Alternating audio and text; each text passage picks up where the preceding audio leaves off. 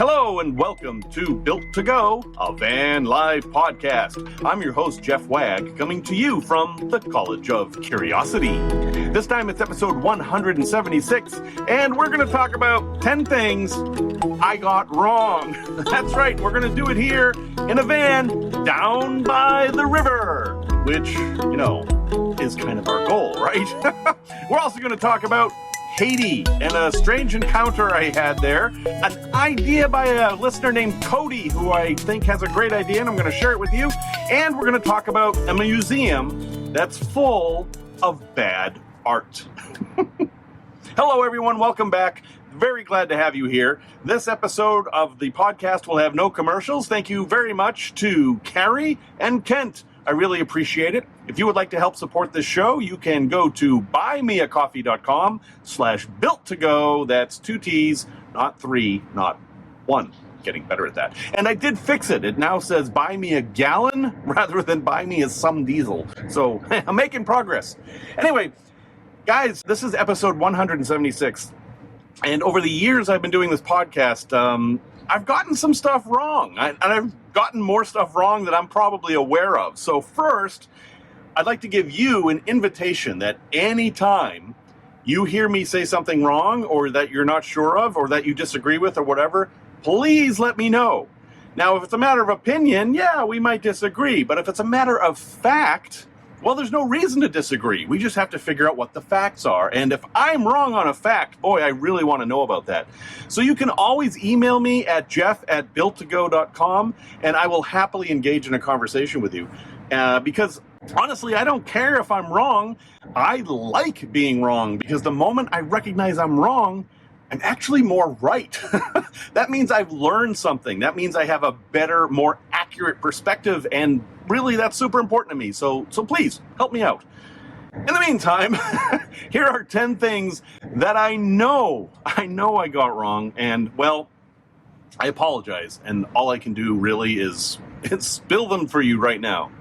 So, number 1, inverters. If you've been a long time listener of this program, I have been very, very negative about inverters since day one. And the reason is that I was building out an NV200 with just 12 volts in it. No 110 volt stuff, no inverters, because inverters are inherently inefficient. You lose power. And since I was doing such a spare build where I wanted to maximize the amount of juice I could get out of my meager batteries, now remember, I had two 35 amp hour AGM batteries in this thing. So 70 amp hours, but AGM, meaning I can only use half. So I had 35 amp hours of power in this van, and that's not a lot. I had a 12 volt compressor fridge, several fans, a water pump, lots of lights. I had all this stuff that was running off of 12 volts, and I'm charging my electronics in there too. And you know what? It worked fine. I never ever ran out of power. The 200 watts of solar on the roof and the variable voltage relay that I had under the hood kept the battery charged. So great. But now that I'm in this much bigger van, and for those on the podcast who aren't watching me right now, I am sitting in my van down by the Chicago River right now. This van has given me a new perspective. I have enough power in here that I don't have to worry about the inefficiency, and the inverters come in actually very handy. I have a microwave oven in here that runs off the inverter. I charge power tools with the inverter, and sometimes it's just nice to not have to think about it and just plug in whatever you want. So I think I was too harsh on inverters. I do think they have a use, but I'm still thinking that you shouldn't rely on them too much. I know people who build their rigs where everything runs on 110 volts. There's no reason to run your lights off of 110 volts, or even fans for that matter. So anyway, I apologize to the inverters. I was a little too harsh. Number 2, I recommended a bank a while ago that should be perfect for van life. It's a bank with no branches, everything's online, and they had given me really good customer service at the time I recommended them. And the name of that bank is Ally Bank. Unfortunately, within weeks of me promoting them and saying, hey, this is a great bank, I've used them for years, their customer service turned awful. I've had unbelievable problems with them where the app doesn't work or there's no service, or at one point they canceled all my checks, all my unwritten checks. They just canceled all those numbers for some reason. So I was writing checks, like the check I bought the scamp with bounced. Not that there was money in the account. It's just that the bank, for some reason, had decided to not honor those check numbers. It took me a month to sort that out. It was a nightmare. So I'm sorry. I love the idea of an online bank, but Ally Bank has let me down, and I can't recommend them anymore.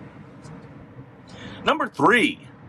When I started building out this van, I was all excited to find these things that were these little tiny devices that were an MPPT solar controller and a DC to DC charger in this one nice, neat little package. And you hooked your solar panels into it and you connected it to your drive battery, your starter battery, and then boom, one-stop shopping in this little tiny package, not this giant Renogy Rover solar controller that I was used to. And I thought, wow, why isn't everyone using these? And it was fairly inexpensive. I think it was less than $300. Well, the reason everyone's not using those is because they're terrible. They are terrible. I've tried 2 of them now, and they're just a nightmare. They don't have any Wi-Fi connectivity. You can't really see anything except the very limited lights that are on them. And they do weird things. For example, the one I have installed in here now, which is the one I recommended on the show, it won't charge anything until the battery's dead. So sure, it will charge your battery with solar or the starter battery, but it waits until it's completely dead before it sends power to it again. That is not of any use to me. I want to keep making power because I'm not going to be able to make any at night. So yeah, I can't recommend these things. With mine, I have turned it into just a DC-DC charger that I turn off. I have a fear that it's actually draining the starter battery, so I don't trust the thing. I don't recommend it at all. And if you do happen to have one, I'm sorry. You can use it as an emergency backup if your other controller fails, but no, don't buy them. Get a separate DC to DC charger and a separate MPPT controller. Number 4, another one, Robinhood. Robinhood, the stock trading service. I've had great luck with Robinhood. I've shared it with my friends, and they get a free stock, and I get a free stock, and it's like a great deal, right? And a week after I recommended them on the podcast, they pulled this thing with cryptocurrency where you would put in a buy or sell order, and they wouldn't execute it. They were too busy, you see. They were overwhelmed with the number of crypto transactions, and they couldn't service your order. And, well, that's not acceptable. We're talking about money here.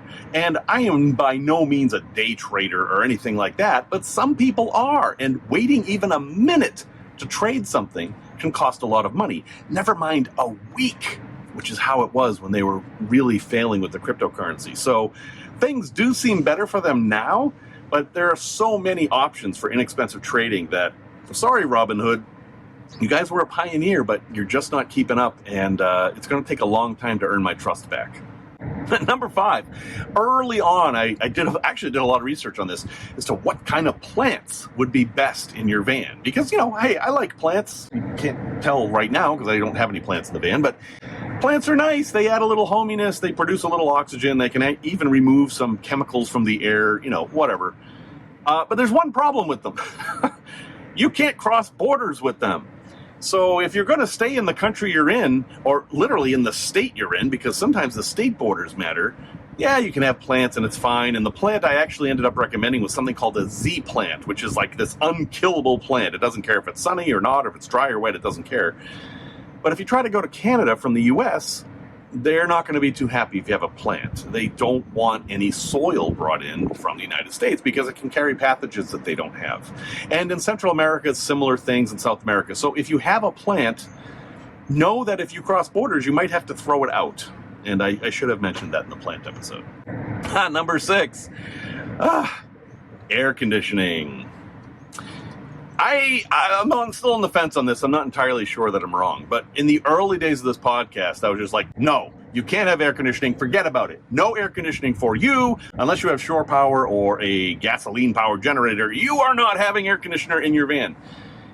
That isn't entirely true anymore. There have been a number of new 12-volt air conditioners that kind of make it almost reasonable to put air conditioning in your van, but it's still out of reach for most of us. It's still going to cost you thousands of dollars. You're going to need a giant bank of batteries, and the most difficult part of it is a way to charge those giant bank of batteries. We're talking about 1,000, 1,200 watts of solar on the roof. And most vans' roofs aren't that big. So I was wrong to be so harsh against it. If you've got unlimited resources and you're willing to be creative, you might be able to get air conditioning in your van. And I'm talking about air conditioning that you can run all night. I mean, that's kind of my test. Can I run the air conditioning all night and then every night and not have to worry about it? That's my gold standard. And some of us can almost get there, but for most of us, nah. Number 7, I just did this a couple episodes ago, switches. Yeah, AC or DC, does it matter? Can you go to Home Depot and just get the normal wall switches and use them in your van on your DC circuits? Kinda. I mean, it's not going to not work, but the problem is that those switches aren't designed for that. And when you send DC through an AC switch, you get a lot of arcing. And arcing damages the switch and causes other problems too. So it's not a good idea. You can do it, but you shouldn't. And early on in the podcast, I completely missed that, and I shouldn't have. That was a bad thing. So don't rip out all your AC switches if you put them in there. But going forward, yeah, go ahead and buy a DC switch, preferably a marine switch because they're higher quality. They're designed for DC. They can handle the arcing and the sudden increase in amperage the way AC switches can't. Number 8, and this one kind of hurts, Camco drains. Camco makes these really nice drains for campers. They're traps. They go into the bottom of your sink, and they're a trap to keep the odors from coming up the hose. And they don't have that big P-trap. They just take up this little bit of space. It's this little tiny thing with a hose. And I've used them in a lot of vans. I have them in this van now, and they're great. But what I got wrong about them is that they don't solve a problem that people think they will. And that is if your gray water tank rises above the bottom of your sink, these things won't work at all. They get a lock in them, and then the water won't drain. So I should have mentioned that when I recommended these. If you are going to use a Camco drain, make sure there is space for the hose to go down so gravity can go down into your gray water tank. And depending on your build, especially if you're in like a minivan, you might not have space to do that. A normal P-trap is less sensitive to this issue. So sorry about that. I made it look really, really simple, but it's actually a little bit more complicated. Number 9. This is a little tricky. At this point, lithium batteries have come down in price, that it's almost a given that you should use lithium. Just spend the money on the lithium. They last 10 years, amortized over the years. It's cheaper to buy lithium, etc., etc., etc. But there are times when you don't want lithium. If you're going to do a lot of winter camping and you don't have a big budget, an AGM battery can make more sense. And the reason is that you can't charge lithium batteries when it's below freezing. Now, they do make self-heating batteries, and that will solve the problem, but they're fairly pricey. You're paying a big premium for that. And it might just be easier to get AGM. No, they're not going to last as long. No, they're not going to be able to be discharged as much. But they'll charge in any conditions just about, unless the thing's frozen solid, which isn't very likely. It's a much more durable battery for extremely cold weather. And that's a reason to not get lithium. So if you're in that circumstance where you're kind of like a ski bum and you're spending all your time skiing and you don't keep your van heated all day, yeah, AGM might be better than lithium for that application. And number 10, I'll bet you can guess what number 10 is. Yes, sir. Yes, ma'am. I'm sitting in it. Diesel Sprinter ambulance. That's 3 in 1. I bought this thing because it had low miles, it was a decent price, and because it had diesel, it got better fuel mileage. All those things should have meant that it would have been cheaper and easier for me to build into a camper. And no, none of that's been true. It's been incredibly expensive. The repair bills are outrageous. Diesel costs went through the roof right after I bought this, and it turns out that an ambulance comes pre-built, but if you want to change anything, it's a nightmare. The way they put things in, there's stuff that overlaps stuff, and you basically have to take the entire thing apart. And if you're going to take the entire thing apart, well, don't get an ambulance in the first place. So, yeah. I think I've said I'm wrong about that a whole lot of times.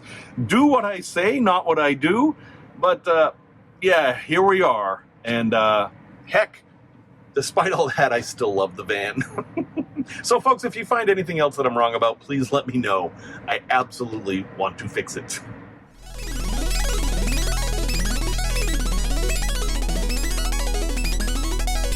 Tech Talk. So, last week I talked about how your van wants to kill you, and one of the things that came up were partitions, and how a partition can be a good thing, because then if stuff kind of flies forward in an accident, it'll hit the partition and not you. But some folks like to turn their seats around to have more space, right? You've got the driver's seat and the passenger seat, and if you put them on swivels, well, they become furniture while you're parked in your van. It makes a lot of sense. So, what do? Well, Cody had a great idea on Facebook, and he said, why don't you just put up a cargo net? And yes, I think this is a solution that could be a compromise. Now, a cargo net isn't going to be as secure as a well-built partition, but it is removable. The trick is going to be finding secure anchor points. And that's going to be up to you. You're going to have to find really secure anchor points in your van. Now, a lot of vans come with D-rings in the floor that you can attach to. That would be a good start. But the ceiling part's a little trickier. What are you going to attach them to? The only idea I have in that regard is to see if somehow the seatbelt mounts can be involved, because they're one of the strongest points in your van. They're required to be.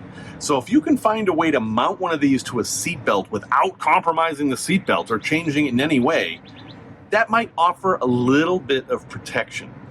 But you're not going to be as protected as if you have an actual solid steel partition.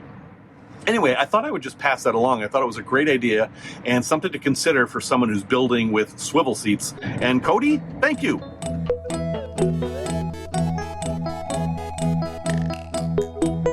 Product review. So IKEA, I know, IKEA again. You think I'm obsessed with IKEA, but it's only because I am. It's no other reason. IKEA sells this product called Skadis, or I don't know how you pronounce things in Swedish, but it's Skadis with some funny little things on top of the letters. Skadis. And it's this pegboard system that I actually have installed in this van. And it's very versatile. So the way this works is it's not normal pegboard. Instead of circular holes like in pegboard that you would get from Home Depot or whatever, it has slots. And you mount it offset from the wall a bit, and then IKEA sells all these things that fit in those slots. There's little bungee cords, and there's cups and shelves and all kinds of stuff. And if you modify the stuff a little bit, you bend the metal a little bit, it mounts very securely, and it might be a solution for you in your van. In my van, I have one of these mounted over the stove. Now, my stove is by the door that slides open against the bulkhead, against the partition. And I have it on there. And I have all my cooking stuff in there, salt and pepper, spices. I have a spice rack in there, tongs and spatulas and all that stuff I have in a cup with a bungee cord. And all right, mine looks kind of messy right now, to be honest. And if you're not careful with this, it will look messy. But it's actually super handy. I mean, I just have to reach and grab whatever I want. And it all stays put while I'm driving. Now, remember the part I said about modifying it. You do have to modify the little drawers and the little clips that hook on there so they don't fly off in your van. And I think if you're in an off-road rig where you're doing some real bouncing, yeah, some of the stuff is going to fly out. But for me, doing a normal level of off-road stuff, nothing falls off of there, and it works pretty well. So they're fairly affordable, and they come in a bunch of colors, and you can buy all these accessories, and heck, go to IKEA and take a look and see if it's a good solution for your van. They will have them set up there, and you can see how they work. And I don't know, for me, I think they're pretty good.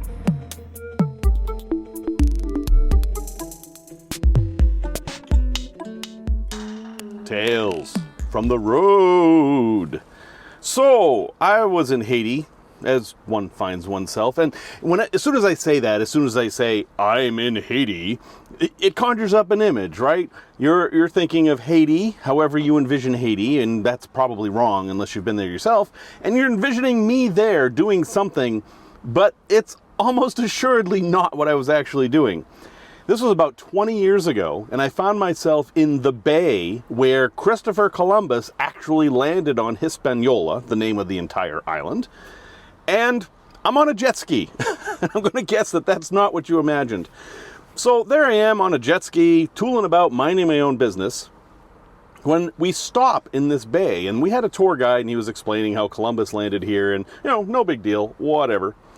And then all these kayaks launch from the shore, a ton of them. And a lot of them say Royal Caribbean on them because they're stolen kayaks. We were near a fishing village, and apparently the locals had acquired a whole bunch of kayaks and had used them to basically go sell things to the tourists. And hey, that's me. I'm the tourist. And so they come out incredibly fast, and then they surround the jet ski. So I literally can't move unless I run them over, which is not something I want to do. But they're not there to cause any harm. They just want to sell some things. And they've got all manner of wooden carved things that they probably didn't carve themselves. But, okay, I'll play along. But, I'm traveling, my bags are full, I really don't want a wooden thing. I'm cool with supporting them, right? I really want to support them. I understand that they are maybe trying to make enough money to have dinner. They're in a completely different situation than me. So I had this crazy idea. Now, I am not a big fan of missionaries. I'm not a big fan of people who go places and spread their religion, because while some of them do some good, a lot of them don't. To me, it's a terrible thing to give somebody a Bible when they're hungry. And I noticed that a person had on his wrist, the guy closest to me, one of those rubber bracelets, and it said WWJD on it. And there was a little cross, and I thought, I'll bet this guy had an encounter with a missionary, and that's where he got this thing. But to me, WWJD doesn't mean the normal thing it means. To me, it means, what would Jeff do? And well, in this case, what Jeff would do is to point at the bracelet and pull $20 out of his wallet. Yes, I offered the man $20 for his rubber What Would Jesus Do bracelet. And I thought, this might be something that really matters to him. Maybe he's a deeply religious man and this rubber bracelet is something very important to him. But, he can say no. So we'll see what happens. And so I do this.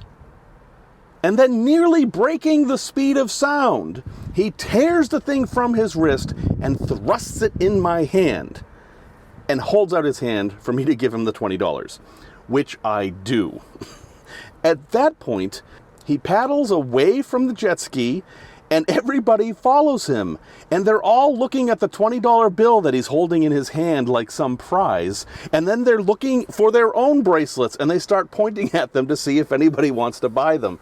And I sadly know I'm the only one who would actually do this. But yeah, I paid $20 for a WWJD rubber bracelet in Haiti.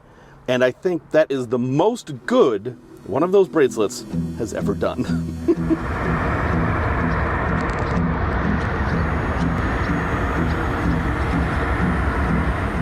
A place to visit. Now, this is a very visual place, and it's a little hard for me to just talk about, but it's a place I've been to, although it has moved quite a bit. It is called the Museum of Bad Art. Yeah. It turns out that there is a museum where you will find nothing but bad art. And that's kind of the point of the museum. This museum was started by some folks who kept finding trash art, or art in the trash, usually after college semesters had ended. College students move out and they have to put the stuff they're not taking home in the trash. And there was a lot of art. Some of it was art that they had made themselves. Some of it was art they bought. And well, it's still art. And there's a fascination with looking at art that isn't wanted. It's still art, but it's not wanted. So What is it? What does it mean? What is the message? So the Museum of Bad Art, when I saw it, it was in Dedham, Massachusetts. It's now in Boston, Massachusetts. It's actually in a bar in Dorchester, or if you're from Massachusetts, Dorchester. It's in the Dorchester Brewing Company, which is at 1250 Mass Ave. And it's a collection of all this art that for some reason was discarded, or someone else has said is bad. Now, Boston's a college town. You can start hours of conversation by asking the time-honored question, what is art? What is the purpose of art? And then modifying it by, what is bad art? Can the Mona Lisa be considered bad art? Can a chimpanzee painted as the Mona Lisa be considered bad art? Only you can decide. For me, I enjoy all of it. Some of it's just very strange, but to me, the purpose of art is to get you thinking and feeling, and this bad art does that. Although sometimes what it gets you thinking and feeling is, what were they thinking? Anyway, if you happen to be in Boston and you're looking for a brew pub, go to the Dorchester Brewing Company and you can just have a beer and then take a look at the walls, because the Museum of Bad Art is literally the walls of this pub. I love it. And the next time I'm in Boston, I hope to check it out again.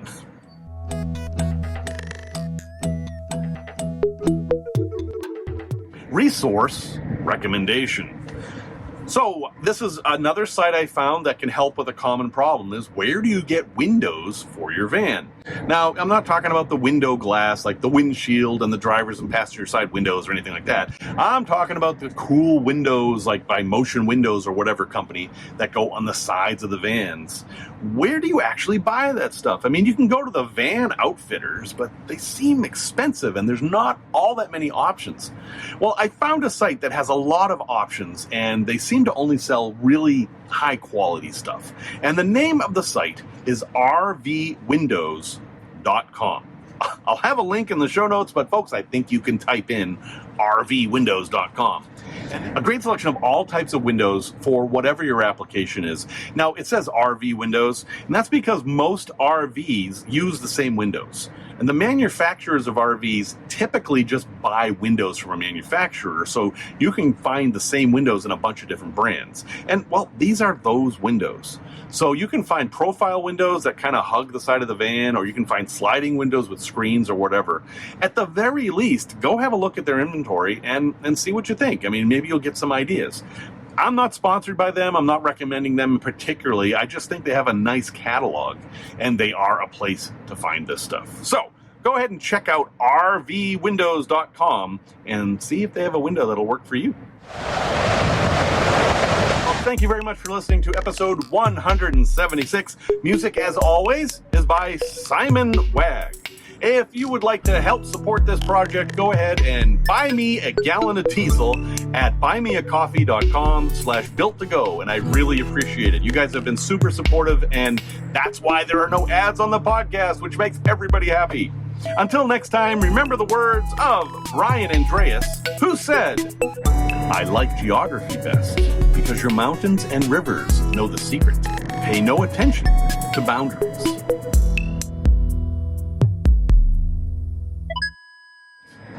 Pay no attention to the boundaries. What the frick is going on out there?